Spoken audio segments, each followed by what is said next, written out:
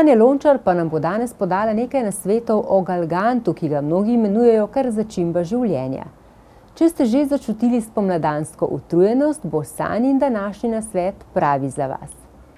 Če se vas te dni loteva spomladanska utrujenost in se sprašujete, kako bi jo pregnali, potem je dobro vedeti, da ne potrebujemo kave, poživil, energijskih pijač, ker so že pred tisočimi leti vedeli, kaj je odlična energijska pijača. Zato je danes čas, da spoznamo začimbo, za katero mogoče mnogi niste niti slišali, v srednjem veku pa je bila totalni hit, to je galgant.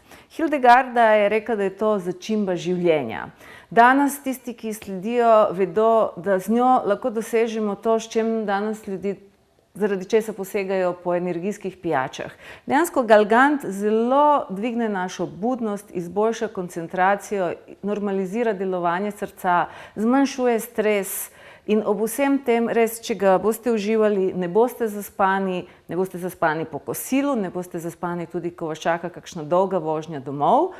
Torej, že imate velike ušesa, kako lahko to pripravimo. O galgantu je ogromno zapisanega v knjigi Ščepec vedenja, ampak če strnem na kratko, galgant je začimbnica, ki je v sorodu z ingverjem, kardamomom, kurkumo, torej to je familija lilijevk in je nekaj vmes, je veliko blažja od ingverja, manj grenka od kardamoma, neutralnega okusa, mečkano pekoča in tako po zenfu zadiši, ampak vse odvisno od tega, kaj boste z njo naredili. En od najbolj preprostih načinov, če se je treba hitro zbuditi, je, da zavremo malo vode,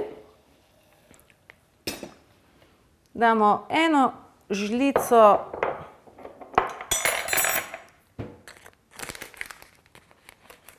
eno ravno žličko galganta. Kot rečeno, nima kakšnega posebnega okusa, zato mu po potrebi dodamo recimo še malo ingverja, če se rabimo malo pogret, ali oziroma zraven lahko dodamo še malo kardamoma, ker kardamom izboljša presnovo v možganih, zaradi tega smo ga dodali tudi v kavico in s kardamomom dosežete, da res koncentracija ne bo pešala, da ne bo megle v glavi. To zdaj prelijemo z vodo.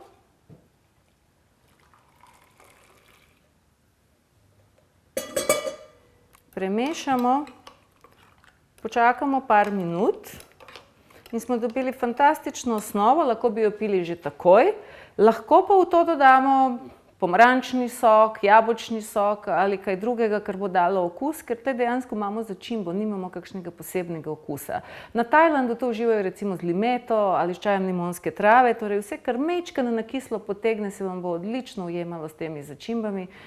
Jaz to dam v termovko, če se treba dolgo peljati domov, pa da ni treba ustavljati na črpalkah, pa se spogledovati s manj zdravimi izbirami, kako ostati zbujen.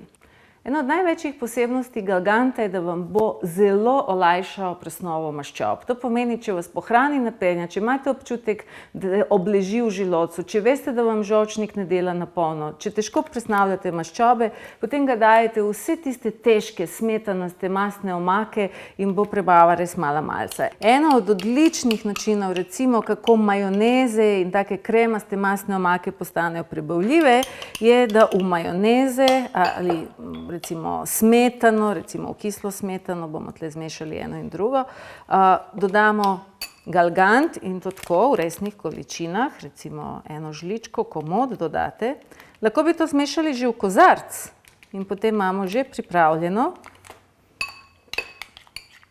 Ko to zmešamo, bo naenkrat majoneza ali kakšna smetanova omaka recimo, ali kakšne gobove omake, ki so tudi težke za prebaviti, bojo postale zelo lahko prebavljive.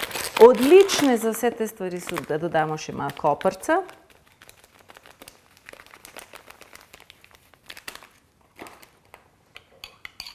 Gladiatorji so jih dali zato, da in mišice super delujejo, v Skandinaviji pa so sestavni del vsake majonezaste omake na ribah.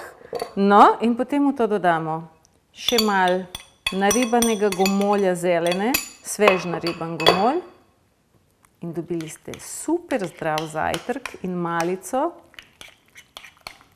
Če bi dodali še malo orehov, bi bil afrodizijak. Zdaj pa sem zelo dober zajtrk ali malica, ki dviga energijo.